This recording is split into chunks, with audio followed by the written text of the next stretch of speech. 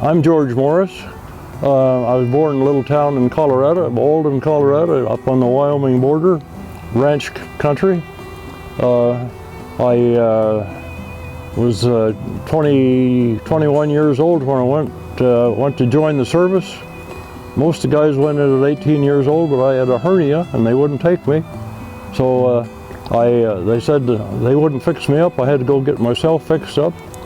So I waited a little while, and then I had a good friend. Then the war broke out in earnest in '42.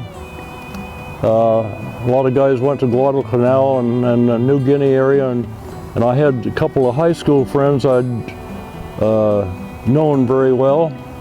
And then the Battle of Tarawa came along, Badio Island, and one of my best friends in high school was killed on Tarawa, I think it was October of '43, and that's when I decided I was going to go in, and I asked for the Marine Corps, and they said, well, you're still not ready. You got to.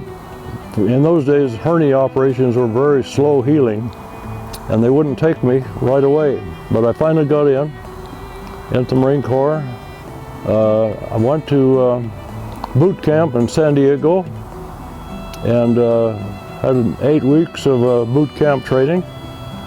Then we were sent to a special training camp for BAR, they call it, Browning Automatic Rifle, which is a miniature machine gun.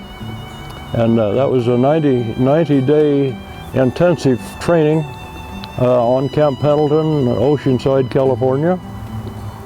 We had to shoot hundreds and hundreds and hundreds of rounds every day at targets, moving targets, and lots of ammunition, hundreds of rounds of ammunition carried by, I was a BAR man. I had 2 helpers that carried the ammunition on their shoulders, and we'd just shoot and shoot and shoot, and sometimes the rifle would get so hot we had to stop shooting because the barrels would warp. And then at night we had to clean these rifles, and we also had to learn to field strip them, take them apart in the dark. We're not allowed to have a flashlight. We had all these dozens and dozens of little tiny pieces, and by finger touch only. After about a month, we got so we could assemble them in the dark.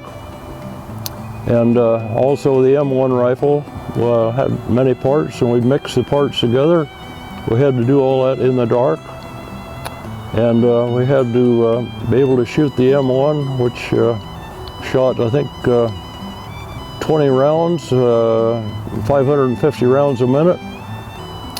We had to either qualify as marksman or as expert. And after 2.5 months, I got to be expert. Then after 3 months of the Browning automatic training, we knew we were just about the end of the training corps. We didn't know what was going to happen to us, except we heard about the island of Saipan that had been invaded by American troops, and we thought that's probably where we would be going to help there. I took a couple extra days AWOL, and so I was locked up for a couple days until they could find a ship to put us on, and some of us were called prisoners, and they sent us out on the APA Langfit was the name of the ship.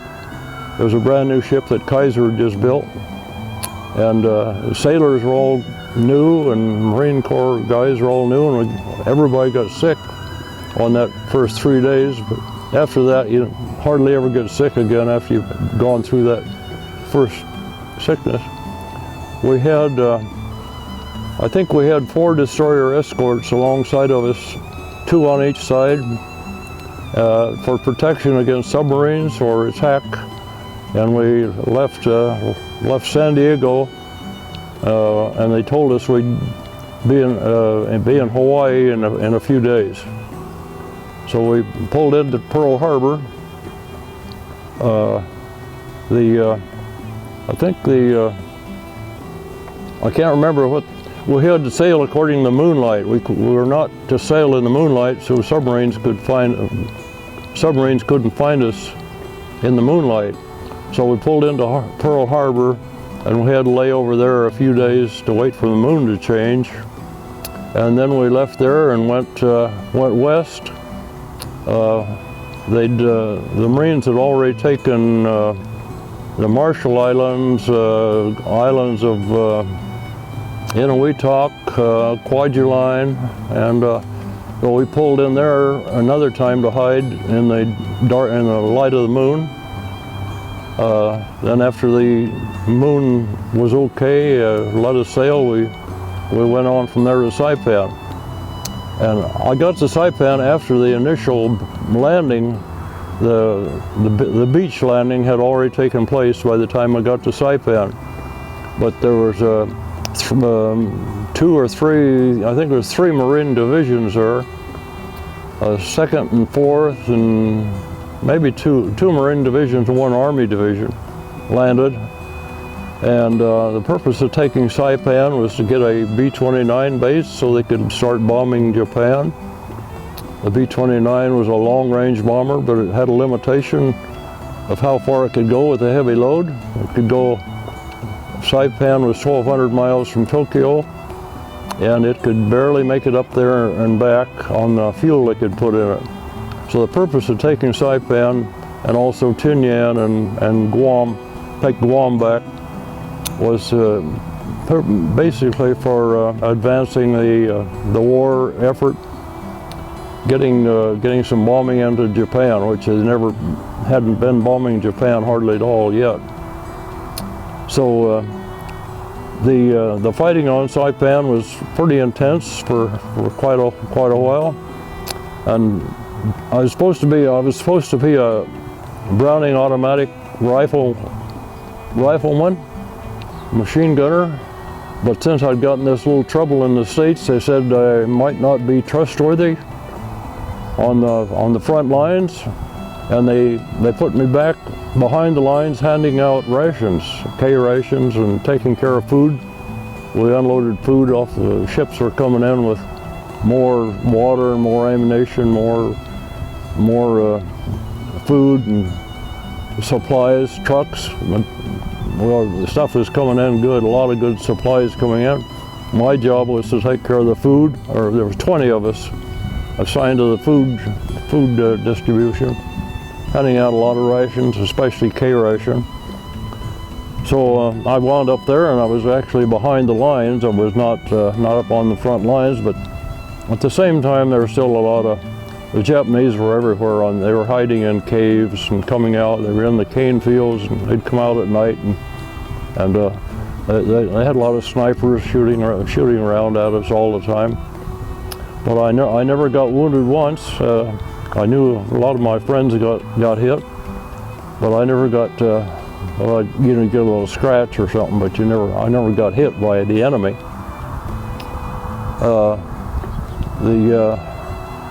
I had a very good friend I met when I first got to Saipan, and he was a red-haired kid from Oklahoma, and we got to be friends there. We stayed together for a couple of years and went to Japan together after the war was over.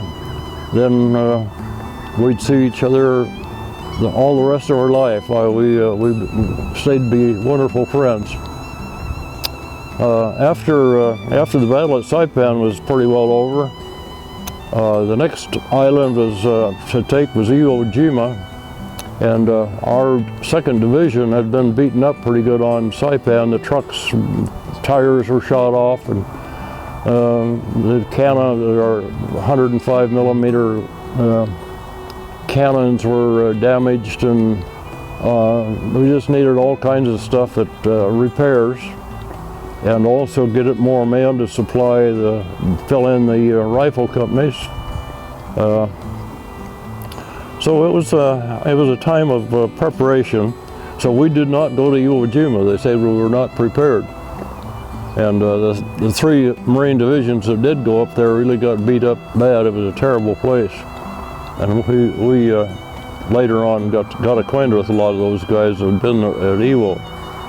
But after after Saipan, then during the winter of 44, 45, we were preparing, mostly preparing to go to Okinawa. We didn't know where it was going to be. I mean, they didn't tell us Okinawa, but we knew we were getting ready for another invasion. We thought maybe it'd be Taiwan, Formosa, but we later found out it was Okinawa, and that took place April 1st of 1945. We got our water loaded up and our ammunition loaded up, and troops all rode on APA, assault personnel attack, I think was the meaning of APA. Some of the guys went up in LSTs, which carried trucks and tanks and heavy equipment. Most of us went on the APAs, and to load on an APA, they had a big cargo net on the side, and you had to crawl up that with your backpack and your rifle. And to unload off the APA, you did the same thing, crawl down a cargo net off the side. We got to Okinawa March 31st of 45, and D-Day was the next day. They told us we were going to, at daylight, we would be going in for the invasion. So we were all prepared, and we had early, I think about 3 o'clock in the morning, they got us up for breakfast. And we had breakfast and started loading. They had a little attack, what they call a Higgins boat, to carry us from the big mothership into the beach. They'd hold about 40 men. They called it a Higgins boat. They had a little ramp in front, and they'd get close to the beach, and they let the ramp down. The guys would run out of the front of the boat. So at daylight, we started loading into these little Higgins boats, crawling down off the side in cargo nets. I think our division had about something like 20,000 men, and we could see these hundreds and hundreds of little landing boats all the way around us, and on some signal they gave us, we all made a rush at the beach on the southeast beach of Okinawa.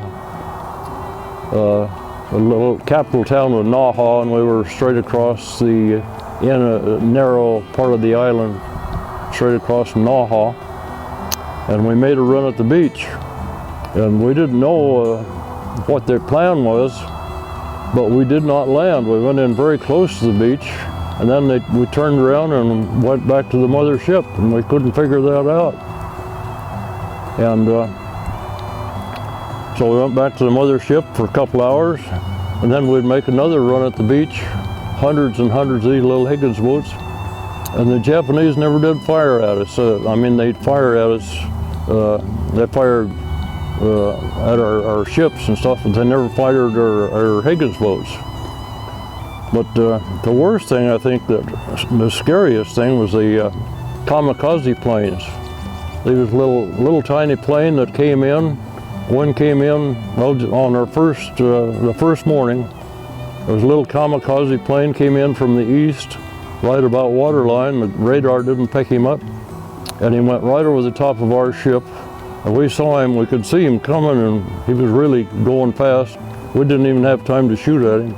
Went over the top of our ship and down again and went into the side, just dived right into the side of the neighboring ship. I think it was the APA 120, I think. Can't remember the name of it. Anyway, it went right in that ship and exploded in the interior part of the galley, killed a lot of men. Wounded a lot of men, and we some of our Higgins boats went over there to pick up survivors.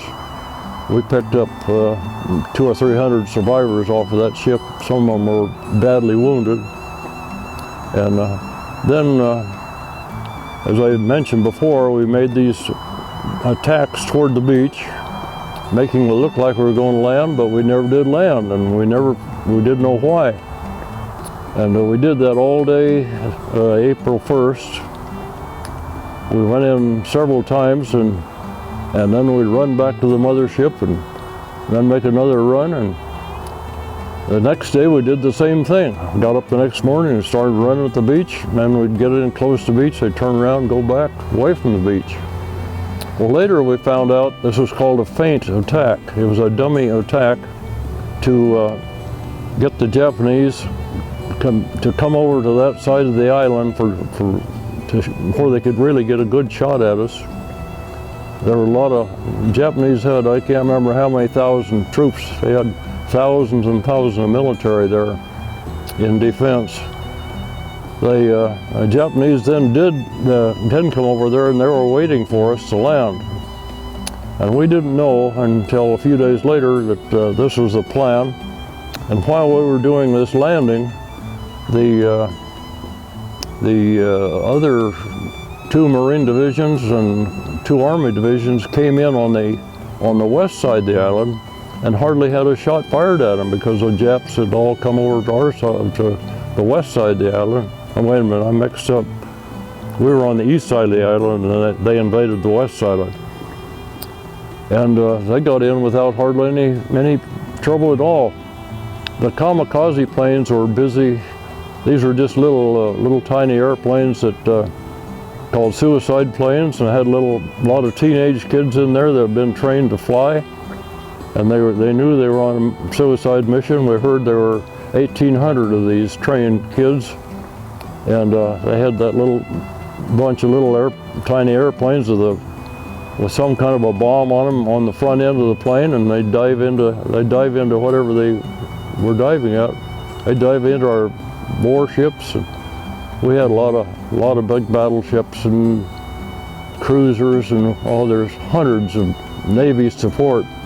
And the Navy was bombarding the island constantly, and just smoke all time coming up from the island. They were bombing from the Navy, and the Japanese sank quite a few American ships there, or did a lot of damage on the carriers and on the battle wagons and cruisers. That was kind of scary to know those guys were around.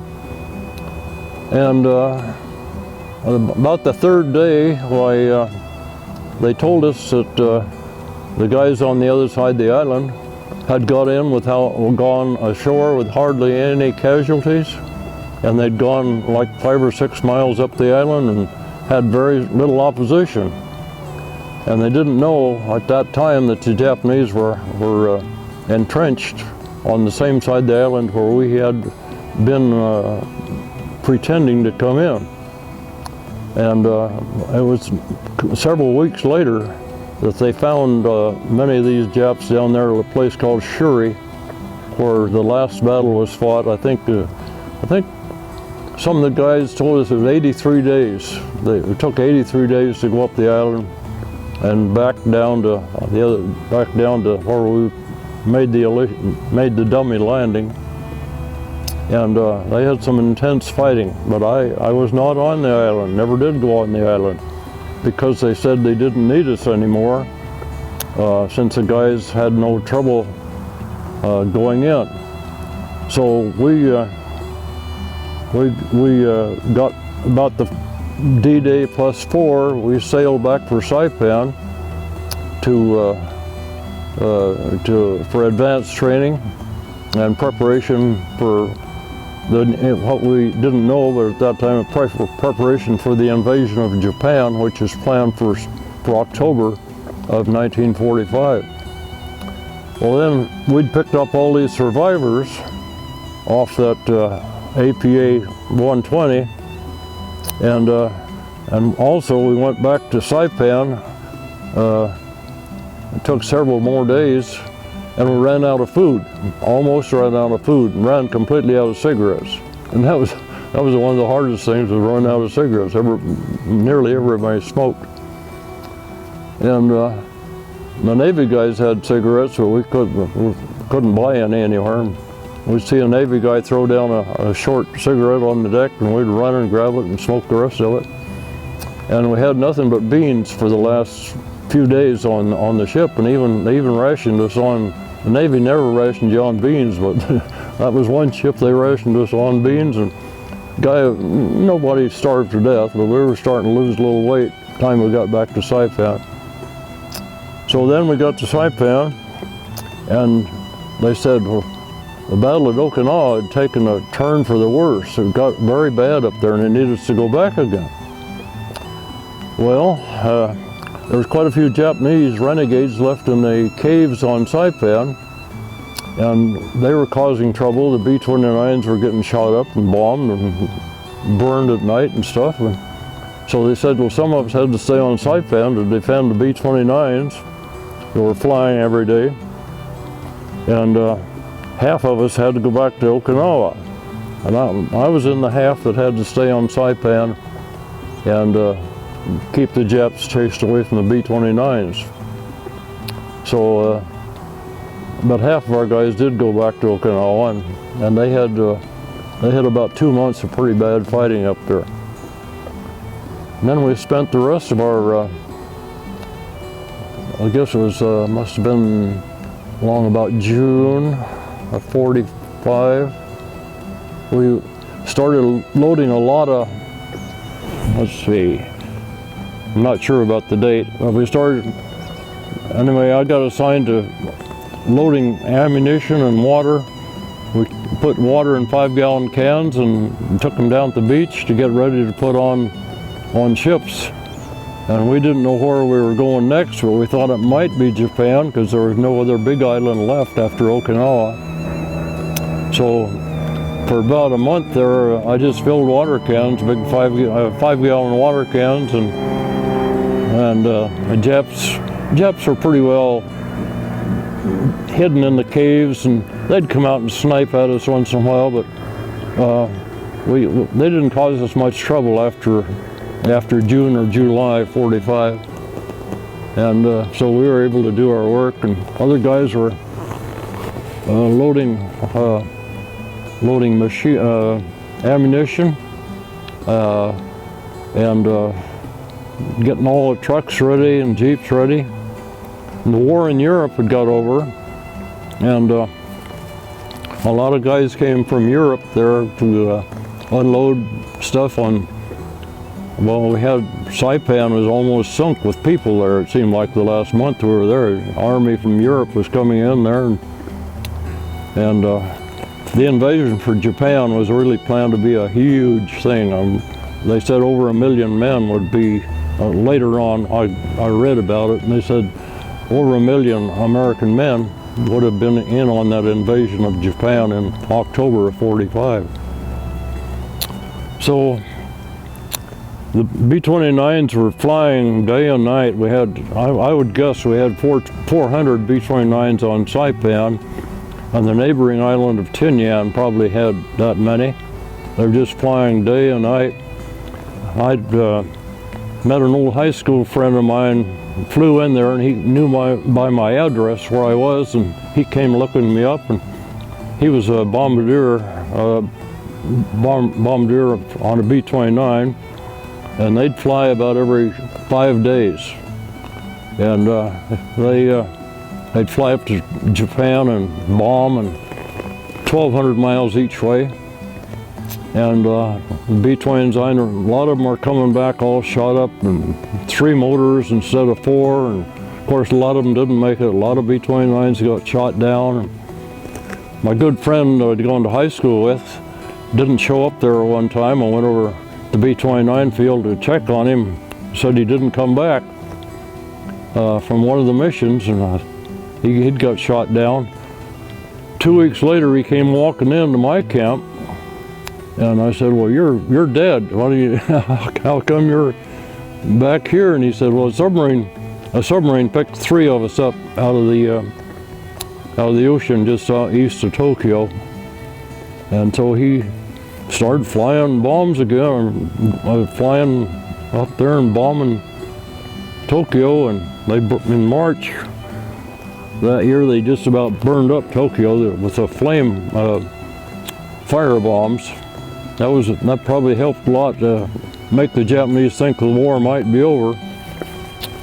But in August of '45, we had no idea that the atomic bomb even existed.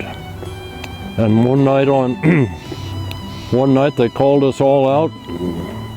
They said they had an announcement. Our colonel told us, he said, the war is over. The atomic bomb has ended the war. One atomic bomb on Hiroshima and one on Nagasaki. And that was really, really good news. And come to find out that we were right. Well, Tinian was just a neighboring island, Saipan, little China strip of water between it. Tinian is where the Enola Gay airplane was that carried one of the big bombs, one of the atomic bombs, and we later remembered that the Indianapolis had stopped to unload something.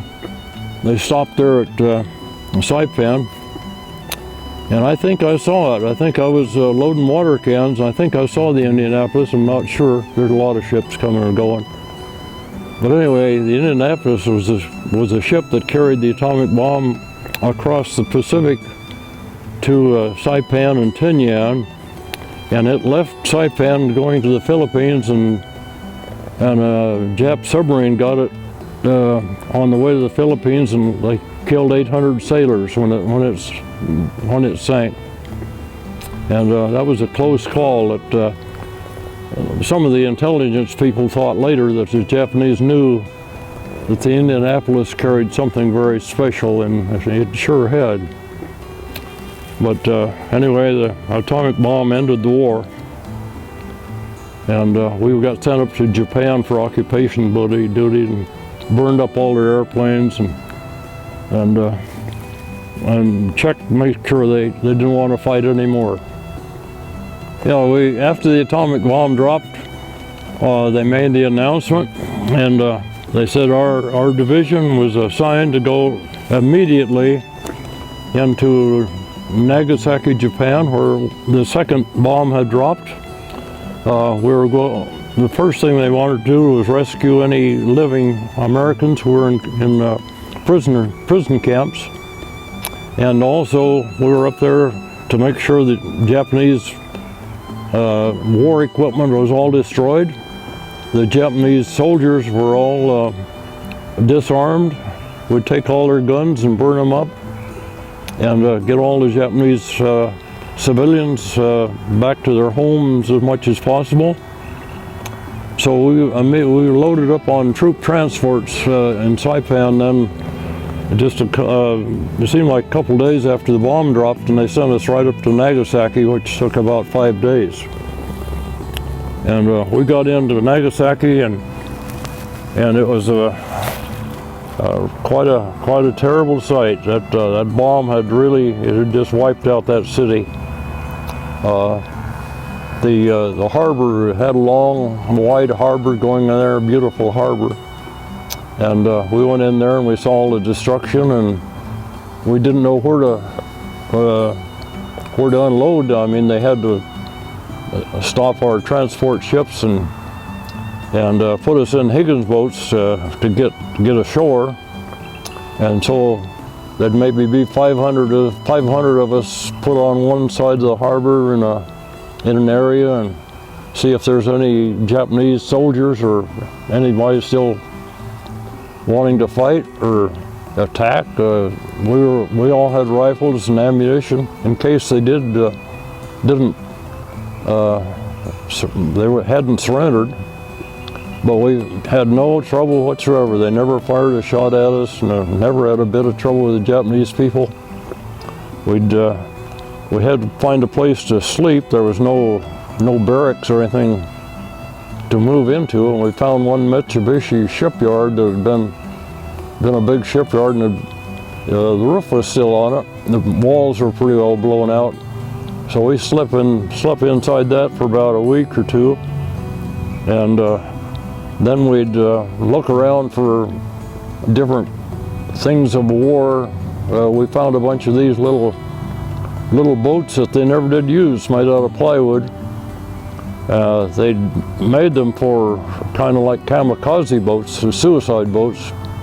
They were made with plywood, and we found a little place where they made them, and they had a bunch of Chevrolet motors, 1937 Chevrolet motors, stockpiled in there to use in these little attack boats.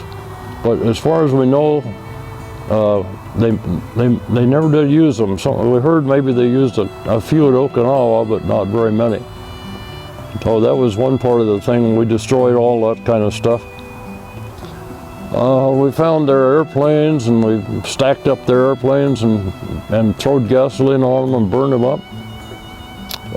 We found the shipyards where they built these huge ships. They had wonderful shipyards there, and they built them. The biggest ship ever built was built there. Yamamoto had huge guns on it, and it was sunk. I think God had something to do with that. It was on the way to Okinawa, and I can't remember them. Just a few days after D-Day, and one of our submarines got in touch with it and sunk it. And it could have done a lot of damage if they'd got to Okinawa. But anyway, we just went across the island. We were on, there's 4 main islands in Japan. Honshu's the big one, where Tokyo is. And Kyushu is the southern island, where Nagasaki is. Hokkaido is the north island up toward Russia. And a little tiny island off the east coast of called Shikoku. We were assigned to the Nagasaki area, and we went across the island in just a few days. Well, some of the bombing had caused trouble with the highways and railroads, but away from the coast, bombing hadn't done a lot of damage in Kyushu. So we could take our jeeps and trucks and go across Kyushu and check for any war equipment. The Japanese people were very subdued. They had no fight in them. The Japanese soldiers were returning from Japanese soldiers all over the Pacific area that hadn't been killed in the war were sent back up there, and they turned all their guns in, no problem.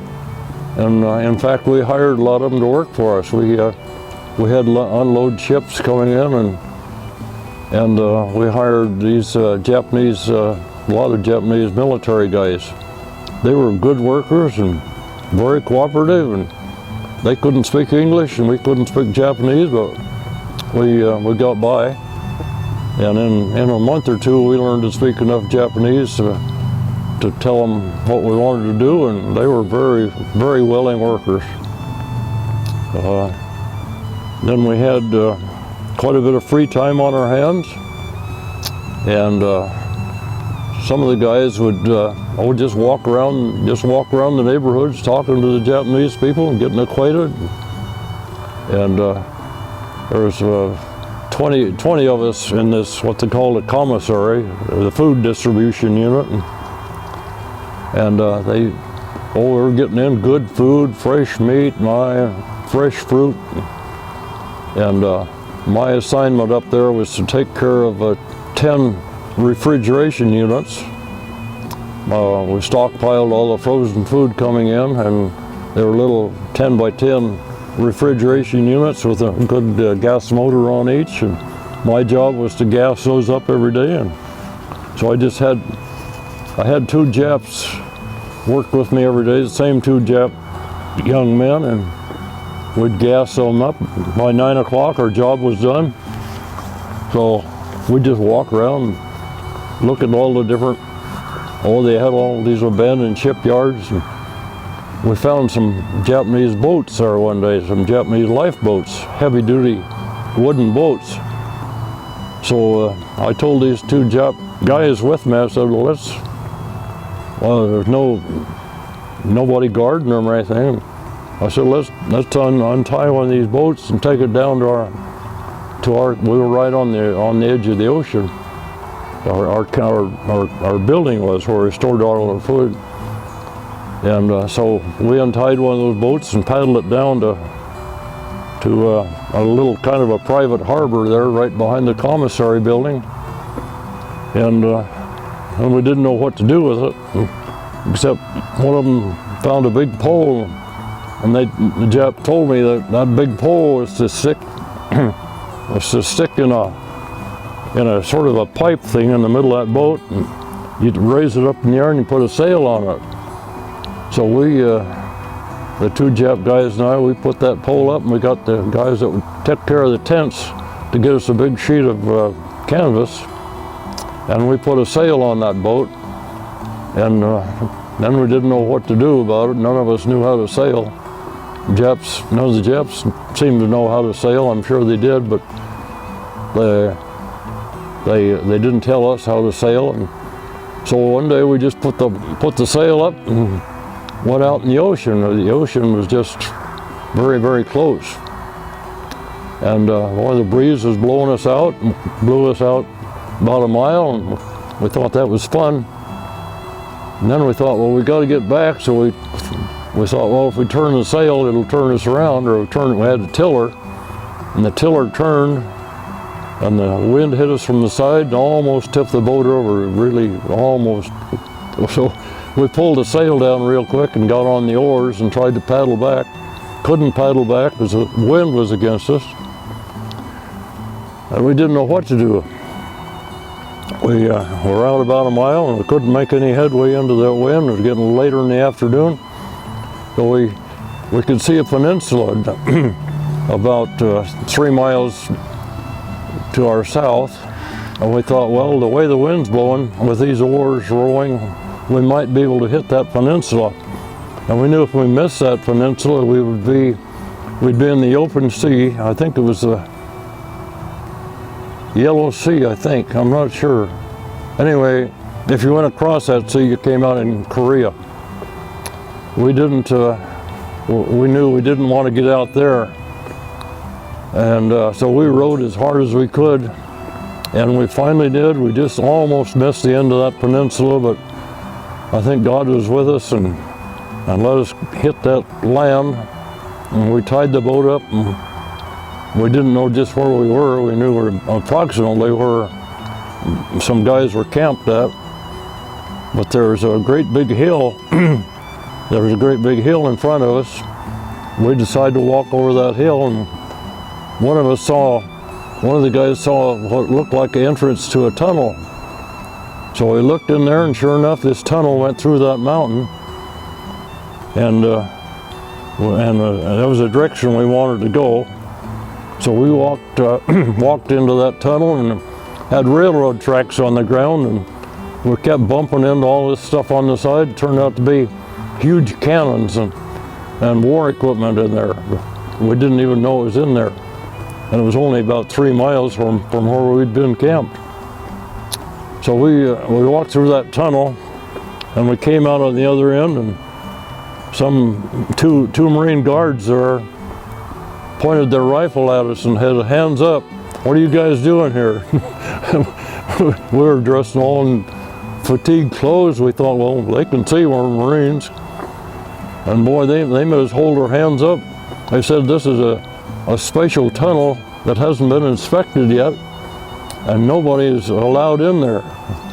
And so they called the officer of the day over there, and they had a big hado about who we were, how we got in there, and where we were from. And we finally, we told him who our officer was, and he got a hold of our officer, and he okayed, and we got out of that. But we were just glad to have our life given to us that day. That was a close call. That was a lot of, and we spent a lot of time just goofing off like that. Beer was very easy to obtain, and we drank an awful lot of beer. Guys, it was free beer, and guys overdid it on beer, and spent a lot of time doing that kind of stuff. And then they told us the Russians were going to come there and occupy in our place. We'd be going back to the States, and so we cleaned up everything nice and clean, got it in case the Russians did come. The Russians never did come while we were there. I don't know if they ever came later or not. But anyway, the Army came in there and took over where we'd been, and we tried to get that boat home. And the boat we had the sail on, we finally wound up putting a Jeep motor in it. And when we put that Jeep motor in that, we really saw a lot of.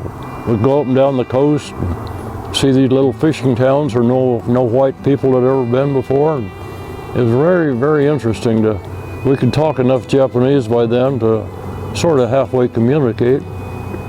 And the Jeep motor just puttered along, and we'd go 3 or 4 miles up one way and 3 or 4 miles the other. And a lot of little towns there didn't have roads to them. They just had to use boats to go in there. And those people were, at first they were scared of us. They thought we were going to kill them. The adults thought we were Marines or were going to kill them, but then we'd give little kids chocolate bars and stuff, and then we'd tell the adult people, no, we're not going to kill you. And then it wasn't very long till we all got very friendly, and they'd tell us about how hungry they were during war and how they had very little food. The ones on the coast that could catch fish did pretty good, and the ones that had a little patch of barley was a big food that they ate if they could raise it. But the people in the cities, I actually think some of them might have starved to death. And since we were the commissary, we were assigned to give out some rice. They got some rice in there for the Japanese people very soon after the war. And we were to issue out 6 ounces of rice a day to each person. And that's about all the food those poor people had. They were hungry. There were no fat people on Kyushu that we saw. Boy, they were very hungry people. They'd had no sugar, they told us, for 2 years. No sugar or milk. They'd eaten up all their cows. There were no cows anywhere, no pigs, no meat, no chickens. They had nothing, those poor people. I don't know how much longer they could have held out if it hadn't been for the bomb, the atomic bomb. But they were a tough people, and we got to be good friends with them. Had no problem with any of them. Play ping pong with them. We'd take them out for boat rides in our boat. And, we had a lot of fun. And but we were glad to get back to the States after the war was over.